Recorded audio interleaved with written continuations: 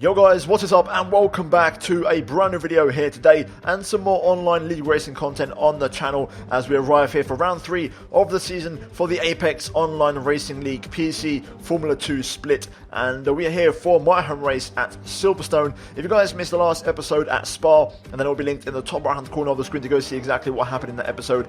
In that particular race we jumped in with not a single lap of practice and we just went straight to the deep end and tried our best, so if you haven't seen it, go check out the episode. But today we are here at Silverstone and we're going to jump into qualifying, and this is the first of my 3 runs in the session, and overall I did do practice for this one, I've got to say, and at first I wasn't that confident. I feel like I lacked a bit of pace, but the second I jumped into the lobby and I did this first run, I was like, you know what, I might have a chance here. And you can see here on my first lap already I'm getting a bit of a tow from my teammate who's going to help me out into the down the hangar straight into Stowe.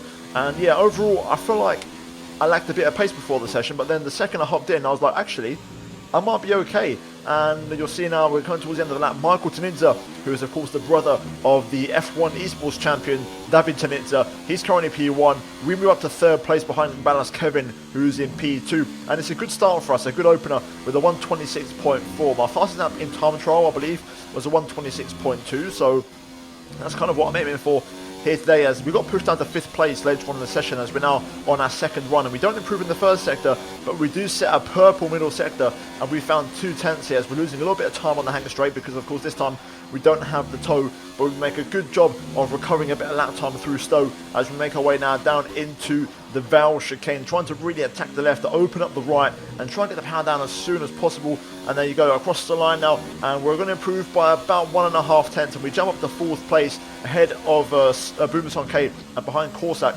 and we do a 26.2, which is actually matching my personal best in time trial, so we're on the money. But we went for one more run in this session, and I've got to say it was a spectacular lap. So enjoy the lap, guys, and I'll be back in a moment.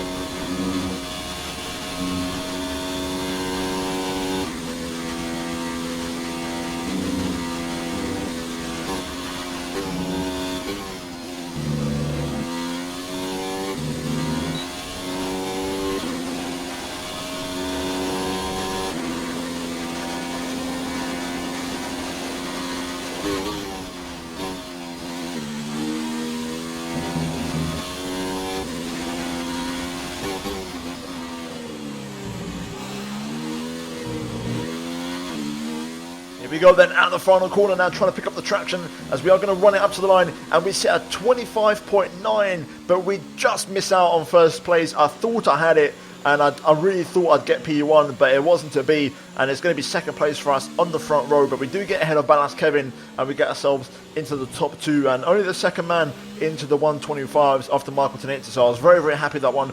A very strong lap from us, but now we're going to try and return the favour to our teammate, who of course, if you noticed, gave us a bit of a tow on the hangar straight. So I've waited for him here, and we're now going to give him a bit of a slipstream along the Wellington straight into Brooklyn, so hopefully help him improve his lap time, as we're going to call an end to our qualifying session. And to be fair, that lap was pretty much near perfect for me and the pace that I had. Having said that, Michael Tanidze managed to do a 25.7, which is ridiculous. So fair play to him and a really good job. Also, Ballas Kevin managed to get into the 125s as well, but it wasn't enough to get ahead of us, and we hold on to our 2nd place. Corsac is P4 after qualifying. Boomson K P5, JSR in 6th, Padlo Futes 7th place, and then we've got Strippy's teammate in 8th. Then there's FK Gaming in P9, he's in his debut race here today, and then we've got VSR Jake rounding out the top 10. My teammate Scrally finishes in P11 ahead of Dax in P12. Then it's Robert in 13th place with Hattinen in 14th place, and then we've got Carbon in P15 ahead of Bins, and then then it's Dave Gaming in 17th, with Kislyak at the back in 18th place and not setting a time, which leads me to believe he may have had a back of the grid penalty possibly. Either way, that is your grid here for the Silverstone race, and we're going to jump into things. Hopefully we can try and compete in the race. The strategy is going to be very straightforward, so let's jump into it and let's see how we get on here for my home race, round 3 of the season for the British Grand Prix.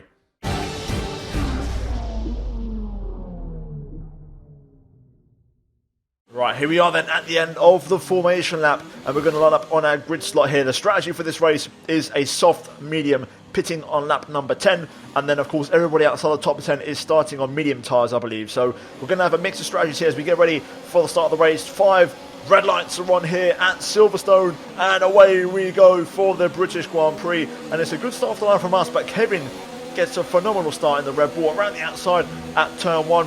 As we go side by side through turn 2, now down towards turn number 3. We're going to try and go on the inside and get the position back side by side with the Red Bull driver. We try to squeeze him into the apex of turn 4, but Kevin is having none of it. He's still there on the inside, but luckily for us, we get a fantastic bit of traction out of there, and we managed to recover second place going on to the Wellington straight as we now try to hang on to Michael Tanitza, because of course the target here is to stand the back of him and try and follow him until lap 3 and DRS is enabled, and then we can try and hopefully make a pass on the Ferrari. But we go through Luffield, and behind us there's going to be an incident, and there's a virtual safety car deployed. Something happened into Brooklands, and we've got a VSC very early on, but we now get back up to racing speed here at the end of lap 1. And the target is simple, like I said, try and hang on to Tanitza and pull away from Ballast Kevin. The problem is, I realised very quickly after a couple of laps, or even a couple of corners really, Kevin was much faster than me. You can see on screen right now, he currently has the fastest lap, and he's on the back of us here on lap 3, and he's going to have DRS going onto the Wellington straight. So, you know what, we're going to try and defend because we want to try and hold on to the second place. Tanitza's also pulling away out front. The gap is 1.4 seconds, and Kevin goes all the way around the outside into Brooklands. We hold on though, leave some space on the outside, which is now going to be the inside through Luffield. We get a really nice exit using all the curb on the outside there, but Kevin is still there as we're going to go side by side through Woodcote and past the old pit complex, and we're going to go side by side into Comps, the old turn 1, and really respectful racing. We both leave each other enough room, and a really nice little sequence there with Kevin coming out on top and making the move for second place. And at this point I decided, you know what, I'm going to sit behind, and you'll see in my racecraft and my mannerisms, if you look at my ERS as well, I just sat behind him basically. I'm going to study him for a few laps. I felt like Tanitza was too fast and we can't catch him for the win, but the second place battle was well and truly on, and also we had the pace to drop Pablo Fuentes, who's in P4, so the front three were definitely a level above everybody else in terms of pace in this race. So the target was simple, just hang on to the back of Kevin, let him drag me along and try and pull away. And in the meantime, you'll notice in this race at Stowe, Kevin kept extending that very same corner, and there was a warning before the race given by the AOR steward saying if you extend Stowe, expect to be reported, because you're going to get a penalty because the game doesn't punish you for it. So I bear that in mind, and I respected that very much so, and I didn't extend once, I believe, at Stowe, but Kevin's already on 3 or 4 extensions at that corner. As we come to lap 9 though, I'm going to box. The reason being is because Pablo Fuentes, who was in P4, he actually boxed on lap number 8, and he's on an undercut, but unfortunately for us, we speed in the pit lane, which is not something that I do that often, but unfortunately it's a rookie error from us, and a 5-second added on to our time. But go back to what I was saying, Pablo Fuentes boxed on lap 8, and he was on an undercut, so we had to box now to respond and try and keep that gap. And by chance also Michael Tanitza is pitting as well in the Ferrari. But overall, that's the kind of situation, as you can see on screen right now. All the cars on medium tyres are going past us, so they're all in the top 5, top 6 at the minute, as Tanitza and myself are going to rejoin around P7 and P8. We've got a Renault here, I believe, of I think it was Bliss. I can't quite tell his name on my preview screen, it's really small, but the Renault just about got in front of me, and he also got past Tanitza as well. So we're going to rejoin in 8th place on medium tyres, but of course we have a 5-second penalty to be added to our time at the end of the race now, so we've got to try and contend with that as we set up purple sector 3 and we get straight to work on these tyres. Pablo Fuentes is 2.8 seconds behind, so he's not a threat anymore, and we cover the undercut, and there is Balaz Kevin in the Red Bull rejoining just in front of us on the medium tyres. So again, the situation stays the same. Tanitza just up the road, but we're going to kind of just watch him a little bit and see what lines he's doing, and also see if the pace is there for me to overtake him. But again, he runs wide at Stowe, and at this point I decided to myself, you know what, I'm going to report him because he's just doing it too much. And apparently there's going to be a harsh penalty to be given as we set a purple lap on lap 13, and you can see now Kevin is actually catching up to the Renault that just got in front of us after the pit stops. and we're going to see if we can try and follow through, because I know Kevin's going to make this move very quickly, and this is his chance to try and put a car in between himself and me and try and pull away. So I've got to try and make this move very quickly and respond to the fact that Kevin's going to get a little bit of clean air here by getting past the Renault. So we're turning the engine up and we're going to try and follow him using the slipstream as the Red Bull goes to the inside on the Renault, and it's a very easy move there. We're going to try and follow through though as we get right underneath. Can we stick our nose in? Yes we do. We go on the inside of Luffield, power down, using the fresh tyres to get the traction as Kevin gets a bit of a poor exit, and this was my chance to make a move. But again, if you look at my fuel mix in the RS, I decided to back off and not challenge Kevin for a move into Cops, because again, we're doing a different race here. I don't think we've got the pace for P1, so it's a battle for P2. We've got to try and be tactical about it. Again here, I could have had a look, but I backed off once again into the Stowe on lap number 13. Now pretty much half race distance as Kevin again runs wide. But at this point, we've got to bear in mind there's still cars that are yet to pit. All those guys that started on medium tyres, they're still out towards the sharp end. So we're still yet to see where those guys are going to rejoin, because they're going to be on soft tyres later on, so they're going to be really, really fast as Kevin lags a little bit here on lap 15. And then one of the weirdest incidents I've seen in a long time in online racing, Kevin goes straight on and he's going to smack the wall. I believe he had equipment failure, or maybe his wheel went wrong, I'm not quite sure exactly, but obviously some kind of weird issue, and he's out of the race and a safety car has been deployed, and this is the worst case scenario possible. Reason being is because we're P6 at the minute, and all the guys that were on medium tyres before, they're going to box for softs. You can see on screen right now, they're all in the pit lane. They're all going to put on fresh, soft tyres, and they're all going to rejoin behind, including my teammate, Scrally, who started P11, and he's going to rejoin in 3rd place. So a really nice strategy there from my teammate, getting himself into P3 on fresh, soft tyres. But the problem is now, myself and Tanidza are at a massive disadvantage, because we're on really used mediums. We put these tyres on lap 9, so these tyres are halfway through their life, and everyone behind us on fresh soft tyres. And also I've got a 5-second time penalty, and that would put me right at the back. So these next 8 laps were so sweaty. I worked so hard to push, and also my teammate, actually, credit to him, he respected the fact that I think he knew I had a penalty, and I also knew he had a 3-second time penalty for corner cut limits. So we both kind of respected each other in that way, and you'll see now he was really, really close to me a couple of times in the first couple of laps, but he never went for the move. It was like a gentleman's agreement. We just respected each other, that we had to push and build a gap, because we both had penalties, and I had to really focus on trying to open up the gap as much as I could, and also follow Tanitza in the process. As you can see, Tanitza there running wide at Cops in what's going to be the first of a series of track extensions, which I did report to the stewards. Unfortunately, I missed the cutoff and the deadline by about 3 hours. There's a 36-hour window, and I reported it around 39 hours later. But Tanitza kept on running wide at Stowe, and also Cops as well. And I reported it, and I think if I'd got the decision, I may have got grounds to actually give him a penalty, or maybe even more than that. But I was too late, so unfortunately, that isn't going to count. Either way, now cutting on to lap 22, you can see the minimap, we're building up a gap here. The front 3, we're pulling away, and I believe it's Pablo Frutes in P4, and we're going to have a look at Tanitza here. We're going to pull to the inside on the Ferrari and send one down the inside. I know Tanitza doesn't have a penalty, so at the minute as it stands, he's still going to win the race, but I was kind of hoping that my teammate could maybe go for a move on him and try and cost him some time, but Tanitza was just a bit too quick.